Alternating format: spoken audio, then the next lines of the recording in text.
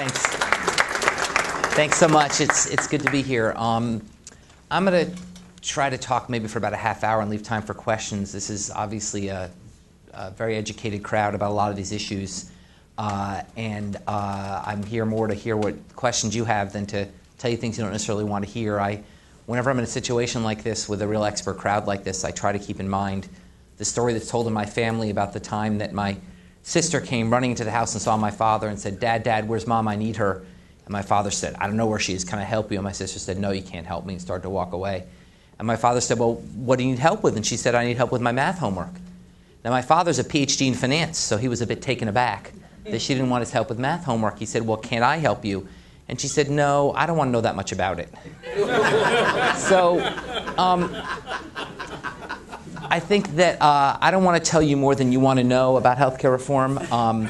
I want to just sort of raise some issues, give sort of an overview, and then leave time for your questions. The particular motivation for my being here is the recent book I've written, the graphic novel explaining healthcare reform, and I'll mention that as well along the way. So let me set the stage for those of you who aren't intimate students of health policy. We've been trying to have fundamental healthcare reform for about a century in the U.S., about every 17 years on average. We've always failed, and we failed sort of between the skill and charybdis of the left, the solution on the left, which is a single-payer healthcare solution, and the solution on the right, which is tax credits for health insurance. So the left, they've said, look, we've got two fundamental problems in healthcare in the U.S. We've got a high and rising number of uninsured. About 50 million Americans find themselves without health insurance today. And we've got a high and unsustainably rising growth rate in the cost of healthcare. Healthcare costs have quadrupled since 1950, and if nothing's done by the year 2080, they'll reach about 40% of GDP. About $4 and $10 will go to healthcare. Okay? By about a century after, it'll be about 100% of GDP. Clearly not tenable. We have to do something about that. And basically, the idea is, look, single-payer healthcare could address that. Everyone would be insured from birth. We could cap spending at whatever level the government wants to cap it at. We'd be done.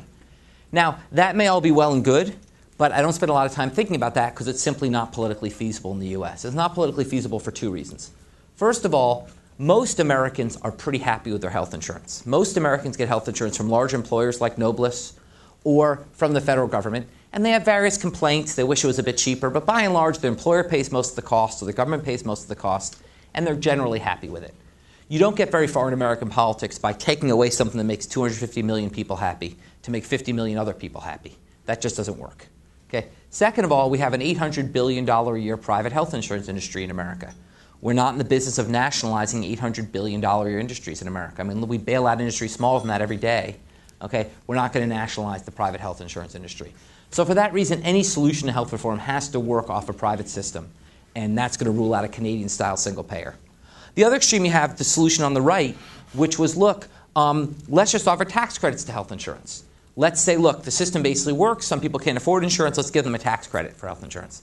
The problem with this solution is it doesn't recognize that there's a substantial minority of Americans for whom the system doesn't work. And I'm speaking of those who are not offered employer-sponsored insurance or government insurance and face the harsh and discriminatory non-group or individual insurance market. Now, many of you have never had dealings with this market, but trust me, you don't want to. This is a market where you can have bought health insurance for 10 years. The minute you get sick, you can be dropped, or your price can be tripled or quadrupled, or you won't be insured at all because you have a pre-existing condition. This is a market which in no meaningful sense actually provides insurance. What is insurance? Insurance is the idea that we pay in when we're healthy, so we're covered when we're sick. That in no meaningful sense exists if you don't have employer-sponsored insurance, because insurance companies can just drop you when you're sick. Okay? That is the problem these people face. Now, I understand we have a lot of mathematicians and scientists in the room today, so let me put this in mathematical terms, why the Republican solution doesn't work. If you are a breast cancer survivor and health insurance costs you infinity, and the government gives you a tax credit for $2,000, we all know infinity minus $2,000 is still infinity. Okay? It doesn't really matter if the government's going to throw money at the problem if you literally cannot get health insurance. Okay? So the solution on the right didn't work either for the substantial minority of Americans who were not in the employer-provided system. That's where we were stuck until enters the hero of our story, one Mitt Romney. Okay? Mitt Romney came in as governor of Massachusetts and created really a third way. We always talk about the elusive third way. This really was a third way. It was an approach I like to call incremental universalism. Incremental meaning build on what works. If people like what they have, let them keep it. Universal meaning, but we can still get to universal coverage. How do we do that? What's the trick that makes this work? Well, the basic core of the plan in Massachusetts, which became the core of the national plan as well, was to build a three-legged stool for health insurance reform. The first leg, and the most important, is to reform insurance markets so that insurers can no longer discriminate against the sick. In fact, that leg had already been built in Massachusetts. Massachusetts was one of 5 states that in the late 1990s moved to community rating of health insurance, not allowing insurers to discriminate against the sick. In all 5 states, what happened is exactly what economists predicted would happen. Putting these rules in destroyed the insurance market. Why? Because if you tell insurers they can't charge the sick more than the healthy, but you don't tell the healthy they have to buy health insurance, then everyone just waits until they're sick to buy. Insurers, seeing this, have to charge high prices as if everyone's sick. At those high prices, no one buys, and you get what's called the death spiral, and the insurance market implodes on itself. That's what economists would tell you what happened, and that's what happened in those 5 states. Those 5 states were 5 of the most expensive states in the country to get non-group health insurance because of these regulations. To make it work, you need the second leg of the stool, which is an individual mandate. You need to require broad participation in health insurance pools, and that's what Massachusetts did. We became the first state to mandate that individuals have health insurance coverage. But you can't have an individual mandate without making insurance affordable. When we were writing this law in Massachusetts in 2005, a family health insurance policy cost $12,000. A family at the poverty line had an income of $22,000. You can't mandate a family spends 56% of its income on health care. That's just inhumane and impolitic. So the third leg of the stool that's required is subsidies to make health insurance affordable. So you could see how these 3 legs of the stool work in concert and how it doesn't work without all of them. Insurance market reform is required to make insurance work fairly and to give all Americans, and all citizens of Massachusetts in this case, the benefits that the employer insured have. But you can't do that without a mandate, and you can't do a mandate without subsidies. And that was the system we put in place in Massachusetts. And the system has worked very, very well. Now, one nice feature of this book and of this argument in general, it's appealing to me. I'm a nerd. I'm a numbers guy. What's appealing to me is I can make this argument based on objective facts that you can all check. Okay? This is not about spin. I have an opinion, clearly. I'm biased. I'm in favor of this type of law. I won't hide that. But all the arguments I want to make today, all the facts I want to give you are based on objective evidence that come either from our experience in Massachusetts or from the nonpartisan Congressional Budget Office or other sources that are verifiable objective facts. And here's the objective facts for Massachusetts. The law has been a success. The law had 2 goals. The first was to cover uninsured. We've covered 2/3 of the uninsured residents of the state. Our uninsurance rate now is down to 2% in Massachusetts, comparable to European nations that have broader social insurance, social health programs. Okay? The second goal was to fix our broken non-group insurance market. We've done that. Premiums in the non-group insurance market fell in half after the passage of this law because we broadened the participation of individuals in this pool. Okay? So we achieved those 2 goals, and we did so without displacing private health insurance. In fact, from 2006 to 2009, while employer-provided health insurance went down 4.5% nationally, it went up 1% in Massachusetts. So we did so while promoting private health insurance and with broad public support. There's about 70% public support for the health insurance reform in Massachusetts. That success became the basis of the Affordable Care Act. And I'm one of a couple people uniquely qualified to say that. I'm actually being personally attacked, not by name. Republican candidates who say Mitt Romney, his advisors even went then and advised Obama. That's based on an article about myself and John Kingsdale, the person who ran our connector in Massachusetts, who were then called down to Washington to help teach the policymakers in Washington what we did in Massachusetts and how it might work nationally. Okay? So make no bones about it. The Affordable Care Act, as John McDonough, who was someone who worked in both Massachusetts and then later worked for Senator Ted Kennedy, said, the Affordable Care Act is just the Massachusetts Act with 3 more zeros. Okay? The Affordable Care Act is really based on the same principle, the same 3-legged stool. First, ending discrimination in insurance markets. I cannot highlight this enough. This is the single most important contribution to this legislation, okay, is to bring America into the league of advanced industrialized nations. Make us no longer the only nation in the world where you're one bad gene or one bad traffic accident away from bankruptcy.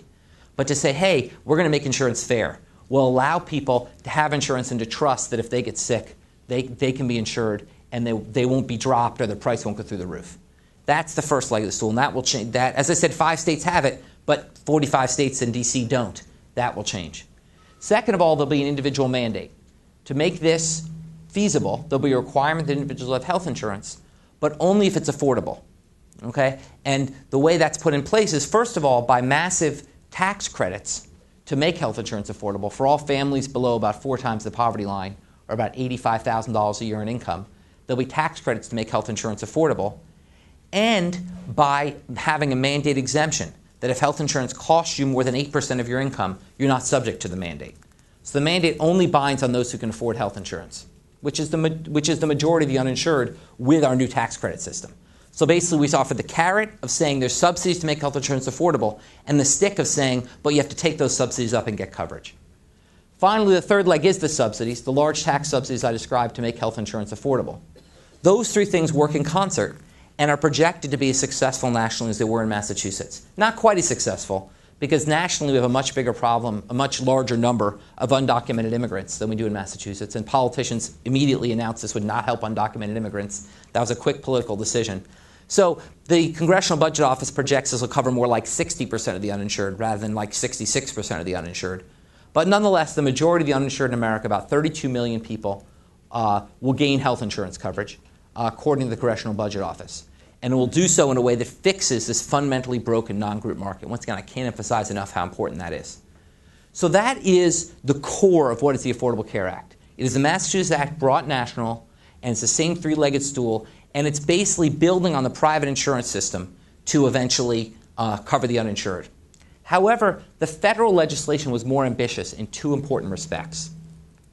The first respect is the dirty secret in Massachusetts is the feds paid for our bill. Okay? In Massachusetts, we had a very powerful senator you may know named Ted Kennedy. Ted Kennedy and smart people in Massachusetts had basically figured out a way to sort of rip off the feds for about $400 million a year. The Bush administration said, wait a second, why are we doing this favor to a Democrat? We're going to take it away. Romney administration, to their credit, went to the Bush administration and said, wait a second, if we can keep this money and use it to cover the uninsured, will you let us keep it? The Bush administration, to their credit, said sure. And that became the financial basis for our transformation in Massachusetts. Now, at the federal level, we don't have that kind of gift. It's not like aliens are going to come give us half the money we need for our reform. We have to raise the money. So the first sense in which the federal law is more ambitious than the Massachusetts law is we had to raise more new revenues.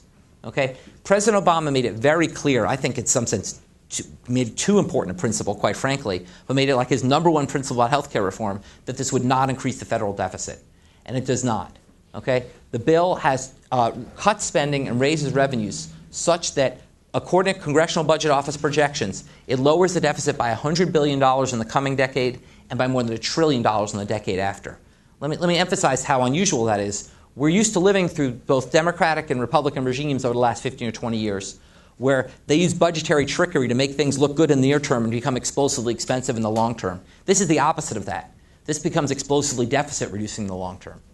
Why? Because it's financed by spending cuts that grow in the long term and revenue increases that grow in the long term. The spending cuts are, first of all, reductions in massive overpayments to private health insurers that insure our senior citizens under Medicare.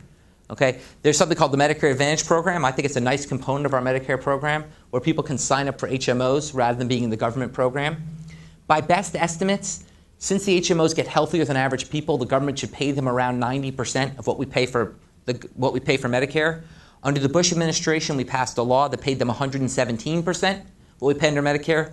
It was just basically giveaway to these companies. Clawing that back raises about a quarter of the cost of this bill.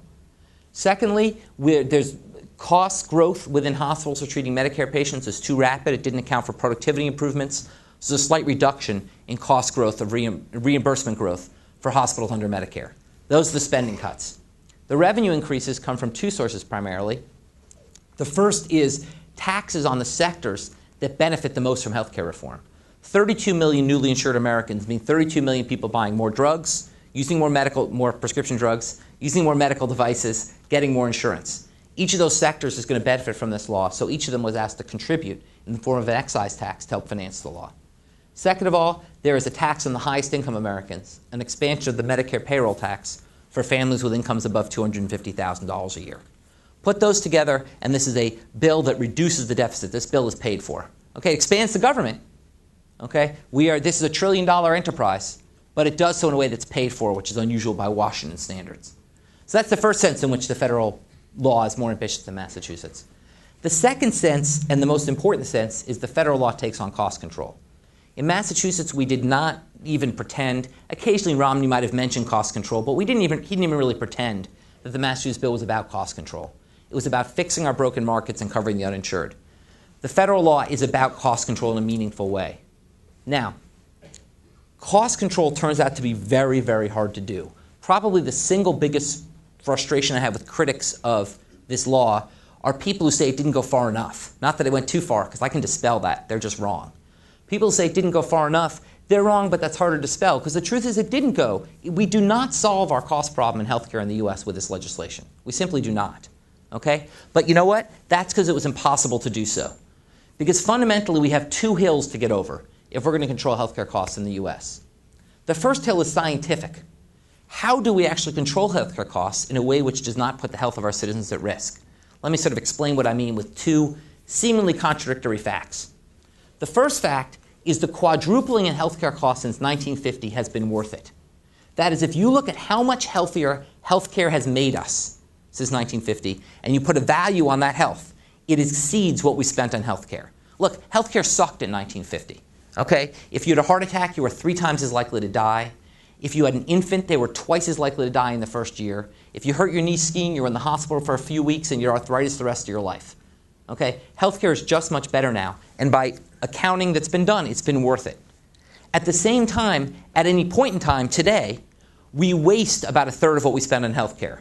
If you either compare high spending areas to low spending areas with similar outcomes, or do chart reviews of excess surgeries, up to 1/3 of what's spent on healthcare is not productive in terms of improving our health.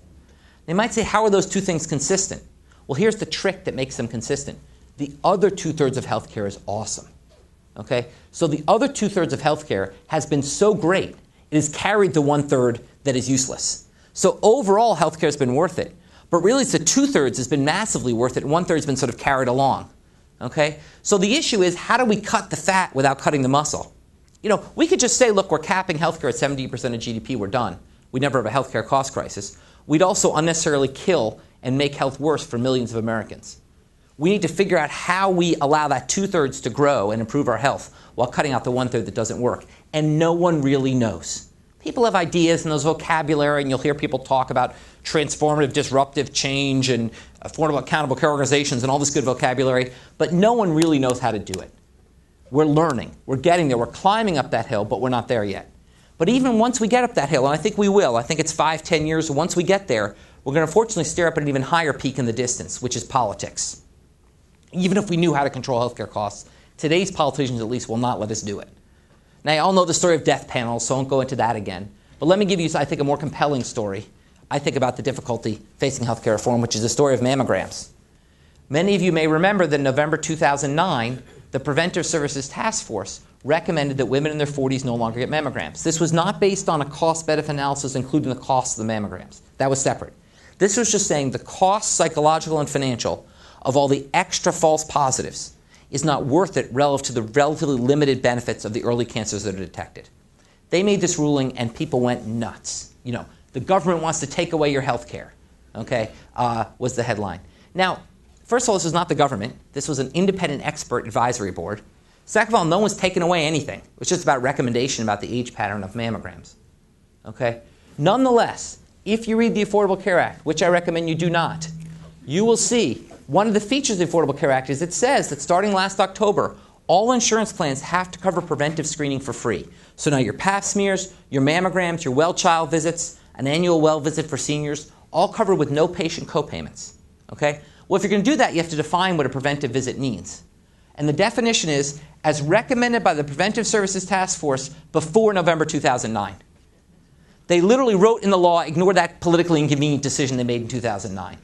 Okay? That, in a nutshell, summarizes why cost control is impossible right now. Politicians do not have the wherewithal to make it happen. It's too difficult to debunk it as rationing and attack it. And so, even if we knew how to do it, we couldn't. So, in that environment, the notion that we could expect that President Obama and Congress could pass a bill that would fundamentally control healthcare costs in the U.S. is just a silly notion. That was not happening. What do you do in that environment? You do really what this legislation does, which is take what I call a spaghetti approach to cost control. You throw a bunch of stuff against the wall and see what sticks. You basically say, look, let's take all the best ideas we have, let's push them as far as Congress will let us, and let's hope we build enough of an evidence base that in round two we can really bend that cost curve. Okay? So what do I mean by that? Let me go into some examples of actually what's in this legislation that controls costs. I'm going to start with a little digression into my favorite example, the economist's favorite example, which is the Cadillac Tax. A feature of this plan, and part of the reason why the deficit reduction increases over time, is an excise tax on the highest cost insurance plans of 40%. Okay? That provides very little financing in the near term. It's only about $30 billion in the first decade. It's much more in the second decade. But it's a critical cost control tool because it erases an incredibly unfortunate feature of the U.S. tax code, which is the favoritism shown towards health insurance over wages. So the way things work in the U.S., if MIT pays me wages, I get taxed. If MIT pays me health insurance, I don't. If Noblis pays you wages versus health insurance, same thing. So think of it this way. MIT comes to me and they say, John, would you like a $1,000 raise or $1,000 in orthodontia benefits for your kids? Well, I say, well, $1,000 raise, I'm going to take home $600 a year. $1,000 orthodontia benefits, I'll get $1,000 orthodontia benefits. I'll choose door two. I choose door two, I get the orthodontia benefits, and my kid gets unbelievably fancy braces that change every week. She changes colors and they spin and all that. Okay? This is a pernicious feature of our healthcare system for three reasons. First of all, it's incredibly expensive. If we taxed health insurance like wages, as we should, we would raise $250 billion per year. Just to fix ideas, that's twice what it would cost today to cover all the uninsured in America. Second of all, this is a tax break which is bigger the richer you are. Because the richer you are, the bigger your tax rate, so the bigger tax break you get. Think of it this way. We have a system in the U.S. where we bribe people to have employer-sponsored insurance, and the richer you are, the bigger bribe you get. How can that make sense? Third, and most important for the cost control avenue, is it induces overconsumption of medical care, as my braces example points out. Basically, people are buying health insurance with tax-subsidized dollars. As a result, they buy too much of it, and so they consume too much health care. This bill will address that slowly, but over time will slowly erode that tax exclusion so that it really addresses that first issue. That will bend the cost curve. Second, private insurance exchanges. I have a lot of myths I debunk in the book. I have monsters who rise up and attack me, and I debunk their myths about healthcare. One of my favorite, my least favorite myth, my favorite to debunk is the notion this is socialized medicine. Okay? This is a private insurance-based solution to our healthcare problems.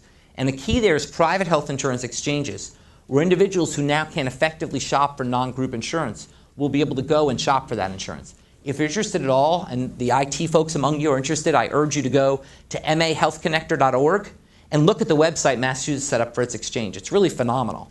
And it's a phenomenal shopping experience we don't usually get for health insurance, at least if we don't have employer insurance, where we clearly standardize the options and clearly compare them in a way which allows people to price shop. It's induced entry into our insurance market, and it's lowered prices through having competitive pressure. So that's the second feature of the legislation. All states will be required to do this. A third important feature of the legislation that will control healthcare costs is comparative effectiveness research. This is, I think, the biggest potential big-ticket item, which is we spend 17% of our economy, growing to 40% of our economy, on a sector where we have no freaking idea what works. Okay? We kind of know the FDA has to prove something for working or not. But the FDA doesn't say, by the way, this works no better than something that costs 1/6 as much. Okay? And it's not in any private actor's interest to provide that information. The government has to provide that information. So the legislation includes $1 billion in comparative effectiveness funding to provide that information. Now, the legislation also includes a clause that says this research cannot be used for anything. It actually says this research cannot be used to make insurance decisions because of the politics. Now, ultimately, comparative effectiveness research is only useful if it is used to make insurance decisions. And eventually, the idea is this research will become so compelling that politicians will have the guts to say, hey, back surgery doesn't make sense in these situations. We shouldn't cover it. But right now, they're not ready to do that. So at this point, it's just about building the research base. And then finally, there are dozens and dozens of pilots of alternative ways to structure and reimburse healthcare. We have this what's called fee-for-service healthcare system where physicians are paid based on physicians in hospitals are paid based on how much they do to you. There's a saying that's either due to Oscar Wilde, Shakespeare, or Winston Churchill because they said everything. So one of these three said that having a doctor tell you how much healthcare to get is kind of like having a butcher tell you how much red meat to eat. Okay? Basically, the more healthcare you get, the more the provider makes off it. Okay? We need to move instead to a system where providers are paid based on how healthy you are, not how much care they deliver. Now, that's a great quirky slogan, but it's really hard to do. We don't quite know how to do that. We know where to get to. We don't quite know how to do that. So what the legislation does is set up dozens of pilots of alternative reimbursement arrangements, many things like accountable care organizations, where care is bundled and providers work together as one integrated whole to provide that care. We don't really know yet these things are going to work, actually. Okay, we don't really know even how much to pay them, but we have to try. So my favorite image in my book is this image of this baby crawling, representing that on healthcare cost control, we have to crawl before we can run. We have to trial this stuff, build the scientific evidence base, get up that scientific hill enough that we can make compelling case to politicians that, look, this is what we need to do to stop our nation really from going the way of Rome. I mean, basically, if we do not control healthcare costs, we are basically destroyed as a nation. This is has to be our number one long-run priority, and we have to start. The bill doesn't get us there, but it starts. Okay, and you have to start before you can finish. Now, I've gone a long time, so let me just close, before I get to your questions, let me close with sort of where we go from here with the Affordable Care Act and health reform in the U.S. Basically, the health reform in the U.S. faces three threats at this point. The first is the Supreme Court. The mandate is now, Supreme Court has agreed to decide on whether the mandate's constitutional. I'm not a constitutional lawyer. It seems pretty obvious to me that when you have the single largest and single fastest growing sector of our economy affects interstate commerce. But, I'm not in the Supreme Court. I'm fairly confident, given that most lower courts found the mandate constitutional, and the decisions that didn't were pretty blatantly political, including one Florida judge who, in his decision, cited the Boston Tea Party as if that has something to do with health care reform. Okay, so basically, I'm fairly confident that they'll decide in favor of the mandate, but certainly far from certain. That's the first threat. The second threat, and let me just mention, if the mandate is struck, the law basically caves in. I mean, I've done research, and others done research showing that if you get rid of this mandate, this law becomes much less effective. You cover about a third as many uninsured. Premiums in the non-group market are about 30% higher, and the government doesn't actually spend that much less. So if you're in favor of government efficiency, you should like the mandate. Because you get rid of the mandate, you spend about 3/4 as much and do about 1/3 as good. Okay? So getting rid of the mandate would be a major problem for this law. The second threat is the election. Now, despite what candidates will tell you, Republican candidates cannot come in and repeal this law overnight. Certainly not if they don't have close to 60 votes in the Senate. Even if they did have close to 60 votes in the Senate, they cannot do that. What they can do is they can essentially kill it from the inside. Because this is such a complicated transformation that fundamental leadership is required at the federal level. Okay? And that leadership has to come from the president and the administration, both in terms of financing decisions and just sort of cheerleading as this thing gets implemented. The lack of cheerleading and financial support could cause the implementation to go terribly and cause this thing to crater in on itself. So there's enormous risk the entire law just craters if there's not someone in the White House who cares about making it work. So you don't need active repeal. You just need ignoring the law and letting it wither on the vine. That may be enough, and that's the real threat. That's the major threat I think the law faces. Ironically, what's interesting is, in some sense, the biggest place in federal leadership is on cost control. So those people who say we're going to kill the law because it's a federal intrusion, they're basically saying we're not going to move forward on cost control in the U.S. So yes, it's true we wouldn't help 50 million uninsured, and maybe that makes them happy. But I don't think what makes them happy is the fact that we would then take a step backward on cost control, which is an enormous problem. And then finally, the third threat, and the one that's least well known, is state implementation. This legislation puts enormous power in the hands of states to implement healthcare reform. Once again, another myth about healthcare reform. This is not a federal takeover.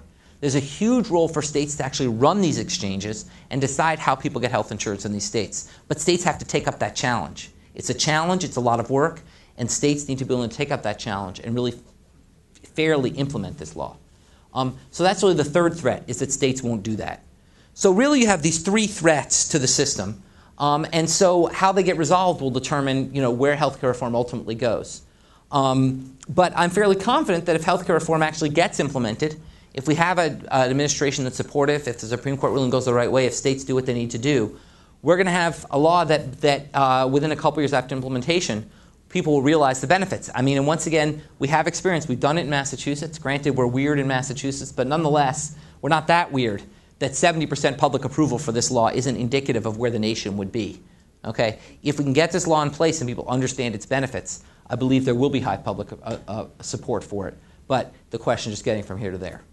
So let me just stop there rather than continue to ramble and hear your questions and start a discussion. That'll be more interesting for everyone. Yeah? What place do you think tort reform should have or would have? Tort reform is a really interesting topic. So basically, what do we know? We know that the costs of the tort system overall are 0.3% of medical spending. So the real issue is not the tort system, it's defensive medicine. The real issue is to what extent are people overtreated because of the threat of being sued? And we don't know. We just really have no idea. I mean, a courageous estimate was made by my friend Amitabh Chandra at Harvard. His best estimate was about $77 billion a year, which is 2% of healthcare spending, 3% of healthcare spending. It's tiny. When I present to doctors groups, they say it's 100% of the problem. Okay? We just don't know. Once again, what do you do if you don't know? You pilot. And what the law does is put in place the power for states to pilot alternative structures for the malpractice system, remediation, and all their sort of alternative structures to move away from our current system.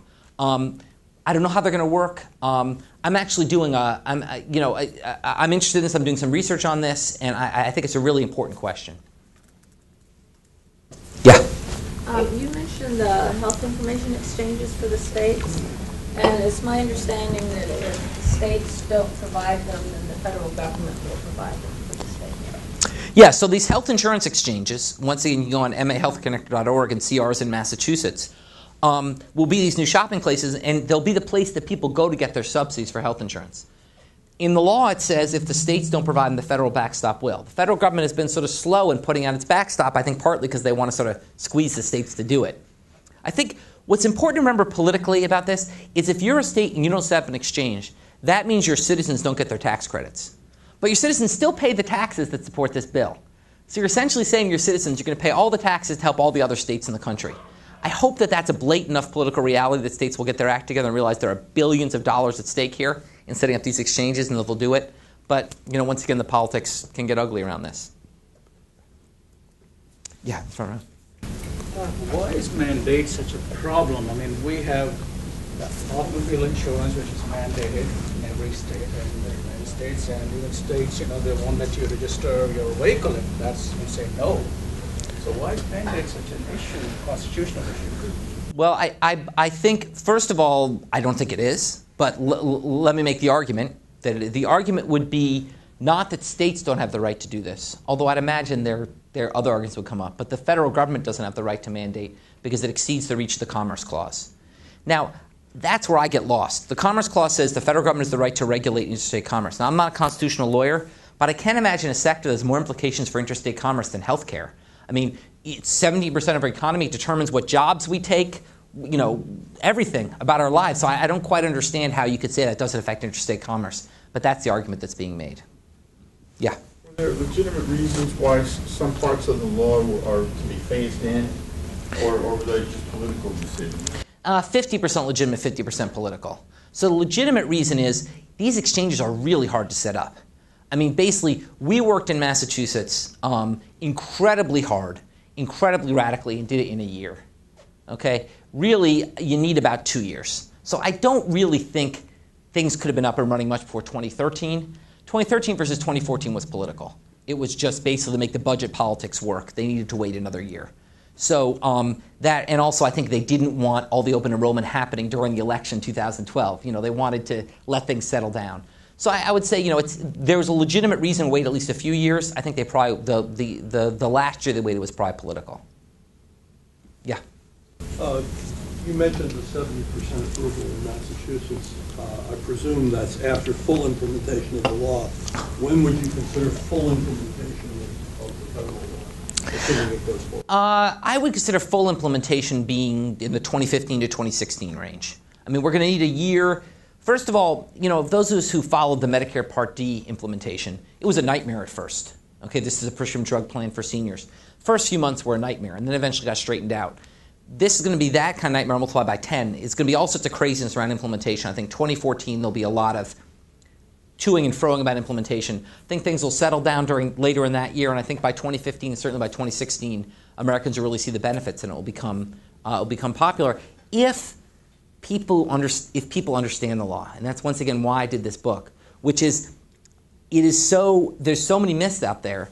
And it's so easy to blame things on it. So basically, people are blaming tons of things in the law already, and almost nothing's happened under the law. So basically, I think it's up to the advocates and supporters of the law to explain that in 2015, yes, healthcare costs haven't fallen yet, but that's not what we're trying to do to start. We're trying to cover people, then we'll deal with healthcare costs. As long as they can keep people understanding what the law is trying to do and how it does it, then I think by 2015 or 2016, I continue to predict this will be an enormous positive benefit for the Democrats in the 2016 election, which is partly why I think the Republicans are fighting so hard to kill it. This could do for the Democratic Party what Social Security did for the Democratic Party in terms of sort of building an institution that voters love and associate with one side of the aisle. Yeah. Your fellow economist, Paul Krugman, lamented the death of public option in national health care. Now, he had spirited you to come up with the public option. Is it there in the Massachusetts plan, or basically, what would have happened if there would have been public option in the national plan? Okay. So I like the public option. Public option is actually a brainchild of another academic, a guy named Jacob Hacker, who's at Yale. And the public options basically was a clever idea. He said, look, the left wants single payer, the right wants competition. How about we have competition? What are the options of single payer? It's kind of a clever way to call both sides bluff. Basically, since it was such a good idea, that's why both sides didn't like it. Okay, the right didn't like it because they were afraid that the left was right and the single payer would work. The left didn't like it because they were afraid that the single payer wouldn't have enough teeth to really work. And basically, the public option, to be honest, was never going to happen. The public option was really something which was in there. It was a good idea. It's a debating point, but it just was too radical. Remember, the reason this reform passed, as barely as it did, is because it was not trying to rip up things and start over. It was trying to work incrementally off the existing system. The public option, I think, was viewed as too radical. Now, that said, I have 2 points about that. First of all, I don't think it's that big a deal. Okay? It's just not that big a deal. The public option isn't in. Here's the way I like to think about this. Imagine you want to buy an apple. Okay? And you're here in the area, and there's 3 Apple stores that are equidistant 20 minutes away from you. Okay? Well, and you can't go on the web and find out what they charge. In that situation, it's going to be hard to comparison shop. You're not going to drive 20 minutes to comparison shop for apples. Okay? In that situation, the Apple sellers will charge excessive prices because they know you can't comparison shop. Now let's say we added a 4th option, which is GovApple, which was another 20 minutes away. It was a little cheaper, that'd be good, but it wouldn't help that much because people wouldn't really necessarily know it was that much cheaper. People are still closer to the other ones. Now, instead of adding that, let's say instead we took those 3 Apple sellers and put them on an exchange where you compare their prices equally, instantaneously shop among them for identical products. That could have a real effect in terms of lowering their prices. So it's the exchanges that really matter here. Now, if on the exchange a choice was GovApple, that would be good too. I have no problem with that. That might even be better. But it's not that big a deal.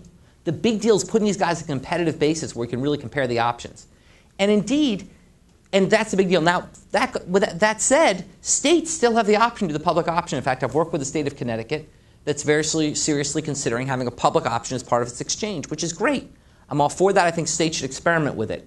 But the notion that somehow this bill is a failure because the public option is out of it is just wrong. It just wasn't really a big part of the bill. It was never going to happen, and it's just not that fundamental to the success of this bill.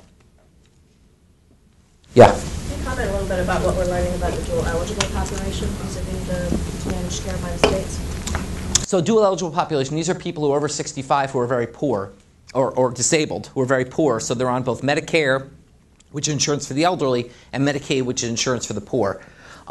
This is in terms of that population, this legislation doesn't do a whole lot in the near term. This is not, the big change it's making is filling the donut hole in prescription drug coverage for seniors. For this low-income population, their drug costs are covered anyway. I think the changes here are really long-term, which is transforming the way healthcare is delivered to the Medicare population. For instance, no longer reimbursing hospitals with excessive readmission rates, saying, look, you're not treating your people well enough, they're coming back that quickly. And pilots of alternative ways to organize care, like accountable care organizations. That's where the real changes come. So think dual populations, and they're not going to see enormous changes in the near term. I think it's the long-term transformation of these alternative ways of delivering care that really matter. Yeah. Plan B. This is what's really interesting is there isn't really a good plan B. I mean, basically, if you think that we need if you think we cannot have single payer, that we need a private sector solution to our healthcare problems, there is no other private sector solution that works even a third as well as this. So plan B could be tax credits, the old Bush plan. Tax credits cover 2 or 3 million people. They still cost a ton of money. Okay? That's Plan B. Plan B, there's nothing that's going to cover anywhere near 30 million uninsured people. There's nothing that's going to fix our broken non-group markets. So if you think of the fundamental goals of fixing those markets so everyone has insurance security and covering the uninsured, there is no Plan B that comes anywhere close. And people want to say repeal and replace, but there is no replace. There's just repeal. Okay? We don't have a replace option that's viable and has anywhere near these kinds of effects. And I think, that's why I say, look, I'm glad I'm not a politician. I can say my mind. My view is if you're truly libertarian, if you believe the government has no business helping out uninsured people and no business trying to control health care costs, you should oppose this law. Absolutely. Okay? But if you think that there's a role for government to fix broken insurance markets, to cover the uninsured, and to lead on cost control, there is no better way to do it short of single payer.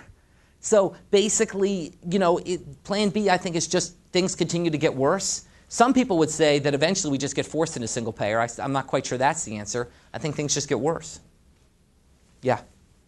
It seems to me that one of the major problems with the setup of the healthcare in the United States is that the healthcare for the majority of people is bundled with their employment, which causes cost spiraling out of control. People are not going to change their jobs because their insurance is $150 more expensive a month all of a sudden. And the service really sucks because what are you going to do? You're not going to leave your work because your health insurance, you have to spend 2 hours on the phone trying to figure out something every single time.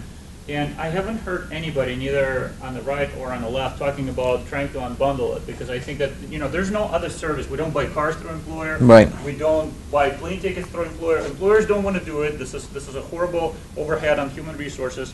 It complicates lives for people. When you change jobs, you have to think about health insurance and changing doctors, and this whole thing is a mess. How did it come about, and why doesn't anybody even think about unbundling it? So that's a great question. Here's how I like to think about it. Think about employer-sponsored insurance as this enormously building that we've built over the last 60 years. It started actually with wage and price controls in World War II. We controlled what wages could be provided to workers, but not the benefits they could get. So employers put their money into developing an employer-sponsored insurance system, and it's built up over time, propped up by this employer tax exclusion I talked about, this $250 billion a year. Think of it as a big building, this big gleaming building that reached its peak in 1980 and has now been slowly crumbling. Over the last decade, 10% of people have lost their employer-sponsored insurance. Millions more are trapped in the jobs they don't like or trapped in the labor force they don't want to be because it's the only way to get health insurance. This building's crumbling.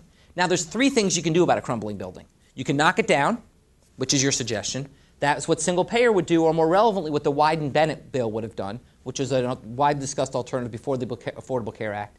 That simply is not politically feasible, because most Americans with employer health insurance don't realize the edifice is crumbling, and they like it, and you can't take it away politically. So we couldn't knock the building down. Okay, we tried with Wyden-Bennett, but Wyden-Bennett wasn't going anywhere. Second, you can prop the building up. You can put a lot of money into rebuilding it and bolstering it, but it's crumbling. It just doesn't make sense. Even if you did, it would just be a temporary fix. It would crumble again. That would be a waste of money. The third thing you can do is you can build a new building next door so those who are worried can move over. Okay, and that's what the Affordable Care Act does. It basically says, look, if the employer insurance system isn't working for you, if you're one of these people in the crumbling part of the building, move over to individual exchanges. Don't have your insurance tied to your employer anymore. Have a wider variety of choices, etc. If you like that building, if you're on a floor that's safe and you're happy, stay. Okay? We're not taking it away. But we have to recognize that building's going to continue to crumble. Okay? It's not like employer insurance is going to continue to go down. The building's going to continue to crumble. And unless we build this alternative place to go, millions of people will be left out in the cold without insurance they can turn to. So I think the notion of knocking it down and starting over, which was really the sort of original Republican idea, was basically get rid of employer insurance and have an individual mandate for individual insurance. Okay? That's just not politically feasible, but it's important to have this alternative. But it seems to me that the bill is actually trying to fix the crumbling building, because they're mandating that small businesses would provide insurance. They give them some kind of tax credit, so they're still trying to bundle it even more in a way.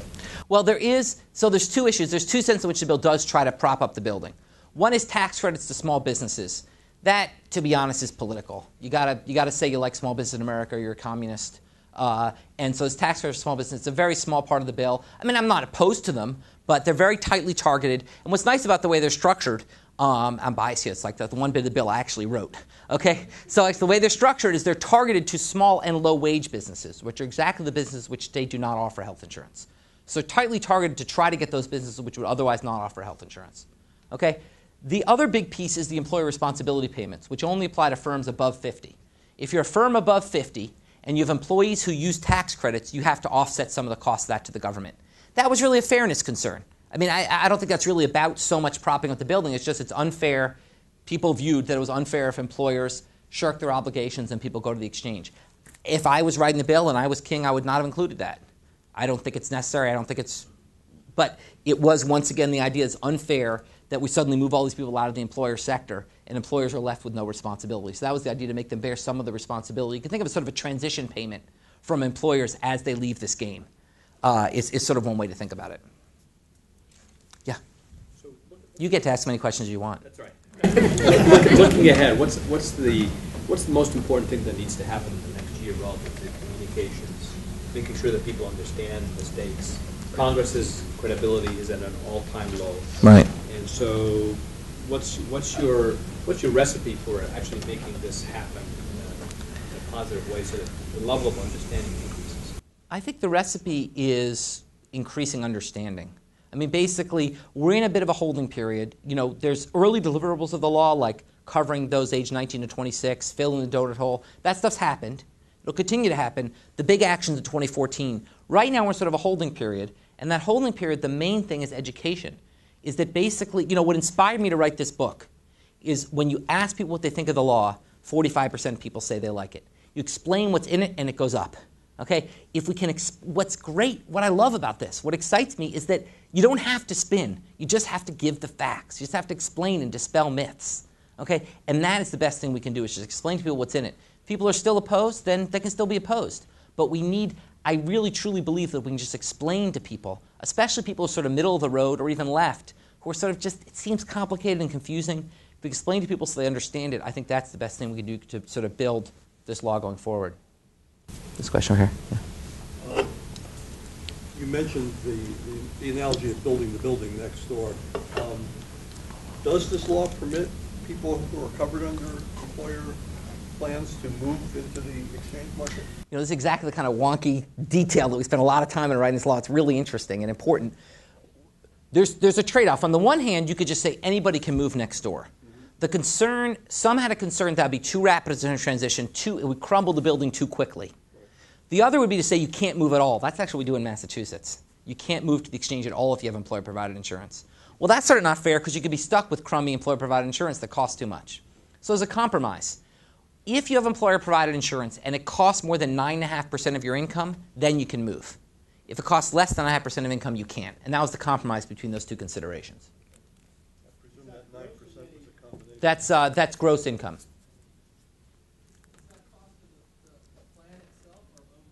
The cost to you, the employee. For your premiums. For your premiums. Yeah. Another bit of education in the past couple of years. Malcolm Gladwell's book, What the Dog Saw, is a chapter called $1 Million Money. It talks about the extreme expense of having poor people, homeless people, in his example, getting all their health care from emergency rooms, which costs are basically astronomical, and get passed on to the rest of us through what we pay on health insurance. You want to comment on that? Yeah, absolutely. You know, a lot of people say, well, why should I care about the uninsured? Well, you should care about the uninsured because they're raising your bills. There's about $45 billion per year of uncompensated care that's delivered that's passed on by hospitals in the form of higher bills to the insured. There's a good graphic in my book from an article Atul Gawande did about Camden, New Jersey, where there were like 30 people responsible for a third of all healthcare spending in the city. One guy went to the hospital 300 times in a year. Okay? So basically, we need to move to systems where that care is managed. I mean, if you talk to insurers, they say, look, primary care is cheap. I'd be happy to give people more primary care. I just have to get these guys out of the hospital. I have to get this excessive use by the chronically ill under control. We've been unable so far. What you need to do so is a coordinated effort across all providers. You need more medical, health IT, medical information. That needs to happen. But that by itself won't do it. You need a coordinated effort across all healthcare providers supported by improved health IT. And the legislation, the law tries to do that. But it's a long process. Yeah? I'm curious on the group plan piece, because if I heard you correctly, employers will not be mandated to keep group coverage under this law. And what I've been reading is that employers will be incented to drop group coverage. And also, the excise tax, the 40% tax, is not based on, it's a flat rate, and employers have different employee demographics and claim usage and costs depending on the geographic area. Well, you know, the employer incentives are complicated. On the one hand, employers will be incented to continue offering by tax credits and this penalty if you drop offering. You know, you pay $2,000 to $3,000 per employee if you drop.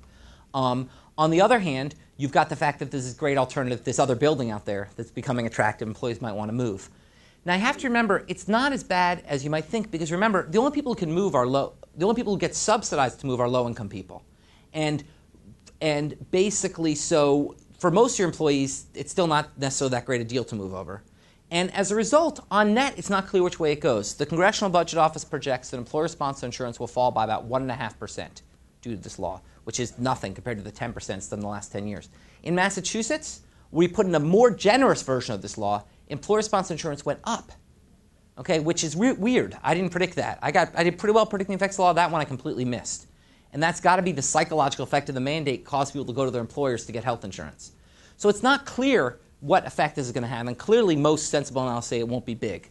Now, in terms of the excise tax, you are right.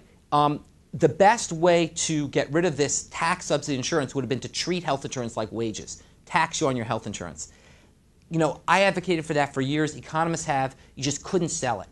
So the compromise was this sort of alternative of saying, well, let's have a tax on insurance that offsets the tax subsidy, which has some disadvantages. And I agree it's not perfect. But I think if you remember, this is offsetting a tax break employees already get.